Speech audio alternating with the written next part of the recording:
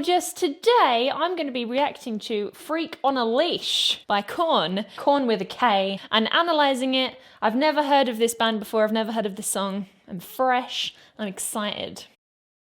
It wouldn't, of course, be my first encounter with a freak on a leash. Daphne was very difficult to train, probably because her brain is the size of a walnut. And go! I like to think she's emotionally intelligent. Love a good birdie tweeting intro.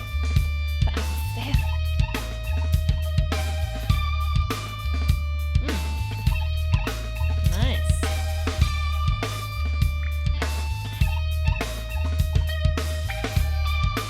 The birdie tweets did actually evolve already into some kind of additional squeak because the guitar part is being made to sound like a squeak with those little harmonics you can hear where the pitch is slightly deviating. I do love a good segue.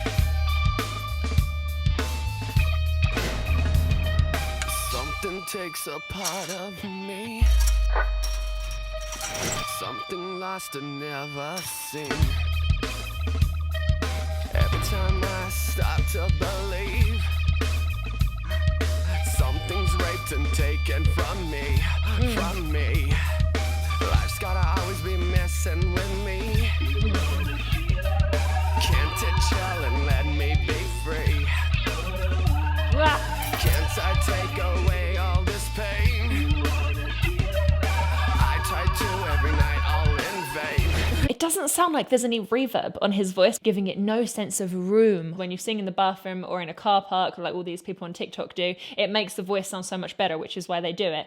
But better, what is better?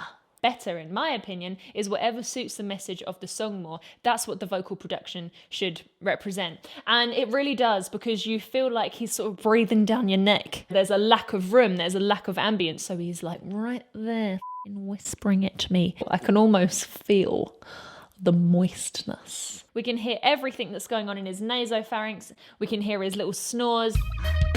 Something's raped. Probably the most provocative line about things being raped and taken from him, like a gasp, because that's obviously a very harrowing thing to say. It's a very intimate effect with the vocal fry. Every time I start to believe. Every time I start to believe. Creepy, creaky vocal performance. So creak is a word that I would use to describe this sound. Whereas fry on its own is the pops.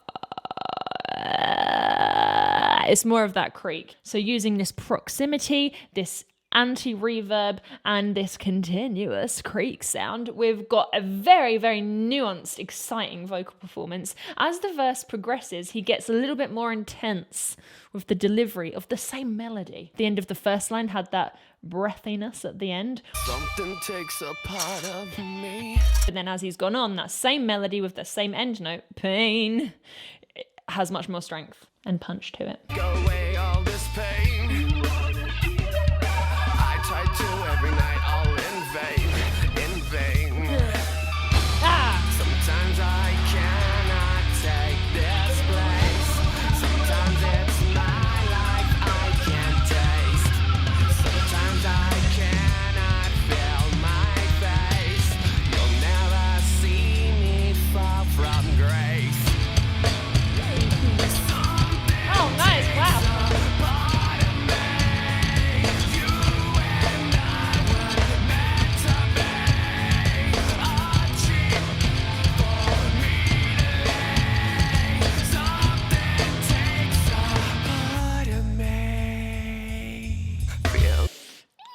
This is lovely. We've got that unmistakable widening of vowels that you get a lot in music that's very similar to this, like Green Day. And it is rather amusing to hear the word this being sung as this. But it's cool. And I think it's cool because of the timbre that it gives the voice. Because really this is the most important thing as a singer, is to create appealing sounds, interesting textures, and some vowels allow for that better than others. For example, this, the way that we would normally say it, like this, sometimes I cannot take this place, this. It's a very sort of middle position with the tongue and the larynx. There isn't really much room there to do anything spicy with it. But when you make that ah, all of a sudden you shrink the space in which your voice has to work in. It's kind of counterintuitive because you would think maybe ah would widen the space, but it actually doesn't. It squeezes it a little bit. So you get all of these little crackly sounds starting to emerge with this higher larynx, this lifted, squeezy placement. It is naturally giving each line an effect like this because he seems to be exaggerating this ah placement towards the end of the line. Sometimes I cannot feel my face, which is really cool because he's been able to create a crescendo throughout that line without changing the volume. It's just by changing the vowels and therefore changing the formant of the sound. So yeah, nuance after nuance in here, my friends. There's like a thin but ever thickening metal layer. We've got grit in there. The ending of every word in that chorus is modulated to an A vowel.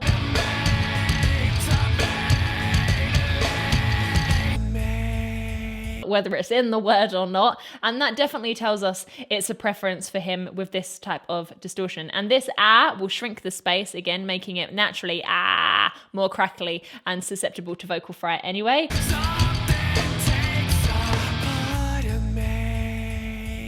In this instance, the mechanism was much more relaxed and a lot of breath passed through it. So we got a beautiful, seamless transition into that kind of falsetto sounding line. With that vocal fry on the end, we can hear his teeny weeny bambini breath just before he does part.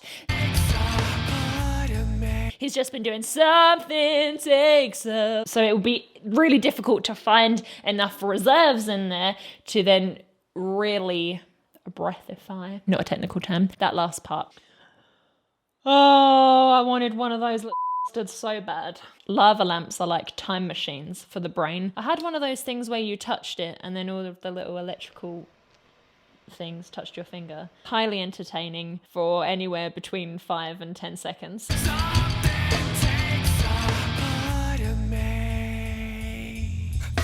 Oh, I missed that the first time. I love how the drummer and the bassist work together on that little descent. So he's walking down semitones, do, do, do, do, do, do, slowing down the tempo a little bit. And the drummer is just hitting his little ting ting to accompany it. Fucking brilliant. Just little details like this just make songs thigh-slappingly good. Oh dear, shut up, Lolli.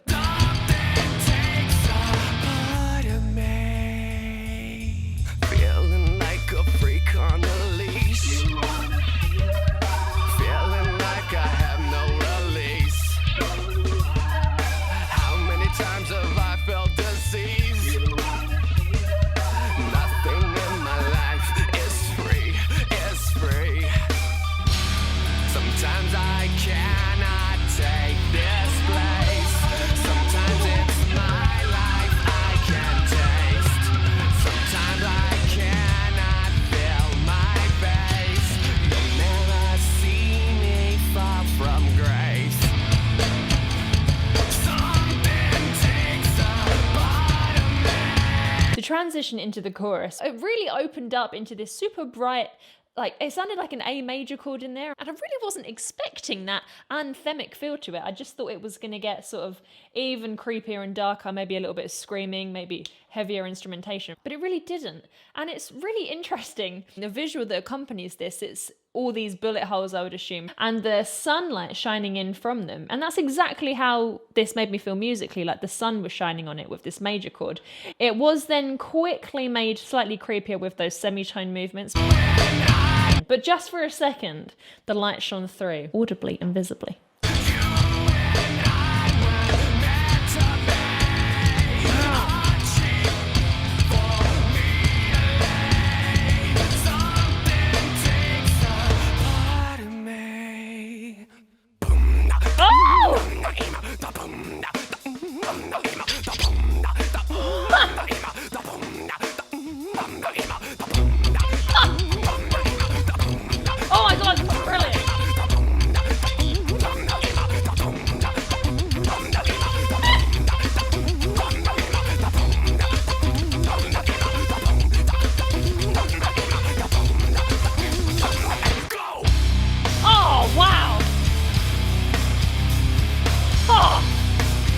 It's a divine intervention. You just don't need to do that in a song like this. You could have kept that bridge super normal and predictable and it would have still been fabulous because there's so many things to love about it. You know, the chorus is so anthemic, his vocal performance is so captivating, blah, blah, blah. But this just elevates it to a completely new realm of what the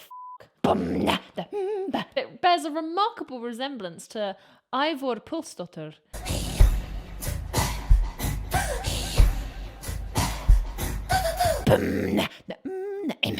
It's super tribal and it's got this like high up resonance about it. It's not like a low gravelly growl. And I think that's what makes it sound more wild, is this sort of, again, higher larynx position in this high space, which is where he was singing before.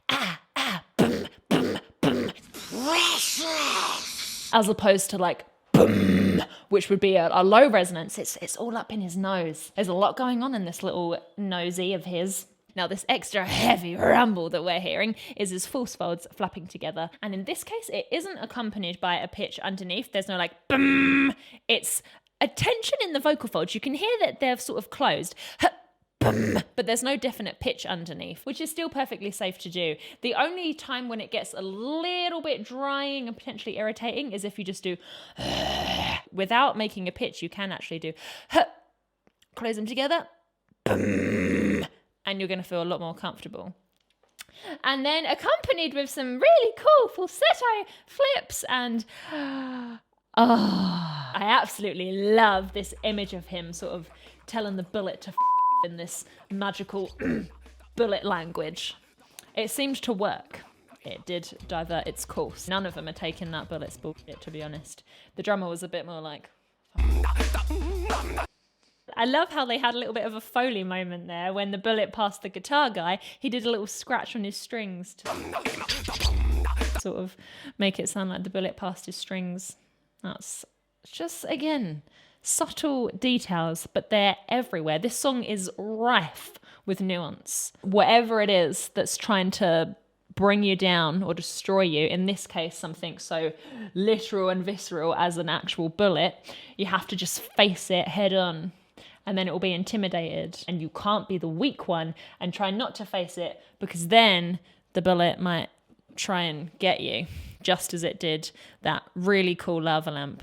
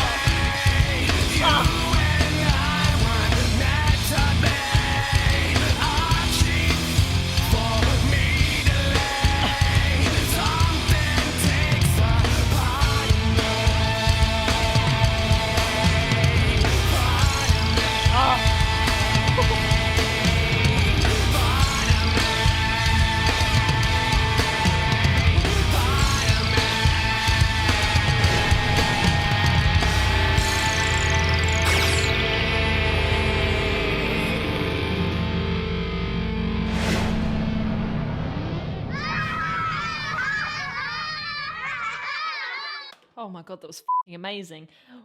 I didn't expect that at all. Oh my God. Ah! Okay. That's got to be my favourite interval. I didn't realise I had a favourite interval until this moment, but it is officially a 9th. I love that interval so much. It's the same as a minor second, so that that like semitone creepy interval, but just up the octave. So he starts on a B and he ends up on a C. I think I love it so much because an octave up is so cute. It's like somewhere over the... But this is like somewhere...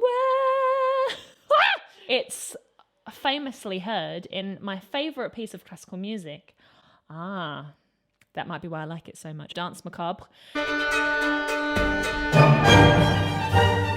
And if you haven't heard it before, oh my God, go and listen to it. It's better than this video.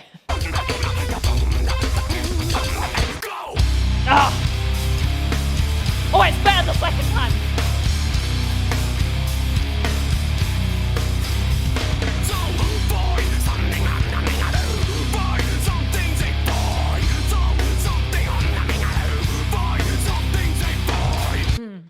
end of every other line here. We've got that lower resonance now and fight. So we've got a crazy variation. We've got high growls, we've got low growls. My favorite interval, percolated coffee being massacred. Everything is going on.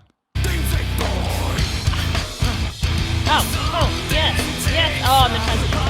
Oh my God.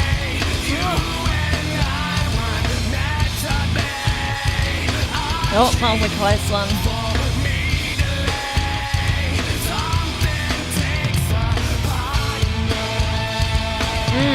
There's like this in the guitar, this kind of slidey thing, and it's very reminiscent of a siren, like an alarm.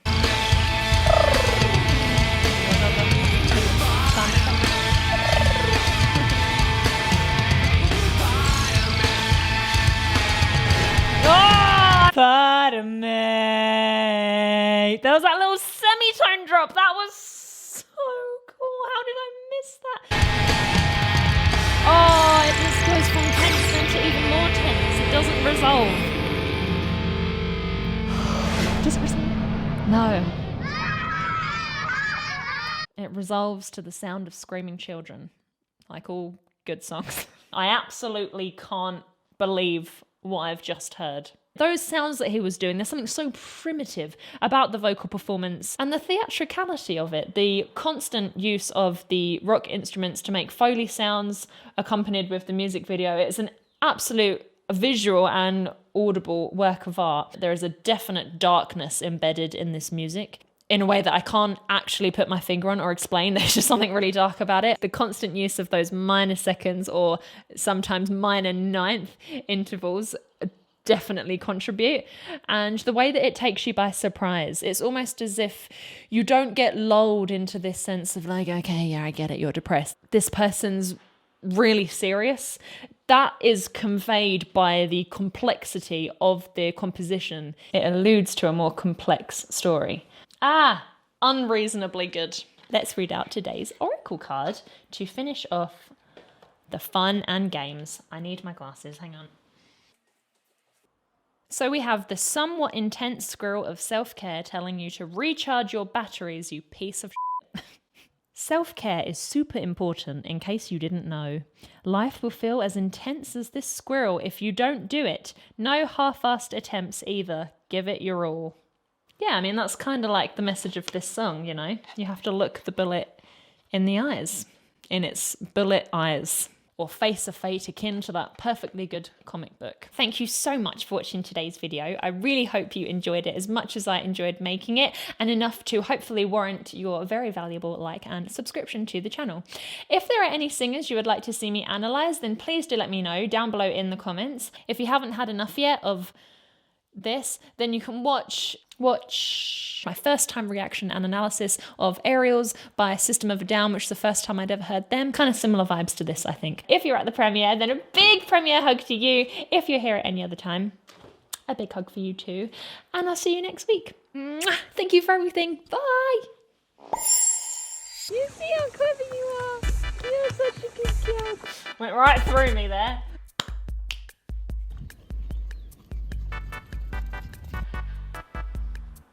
The smell of honey. Bloody hair in the bloody way. To signify the signals, I don't know. Including balloons. Which is actually a good thing because I hate balloons. They deserve to be popped. But not in front of me, because that's why I hate them. I hate how unpredictable they are and they could just pop at any moment. They make me stressed. Anyway, that's completely irrelevant. Enough bollocks. Let's go.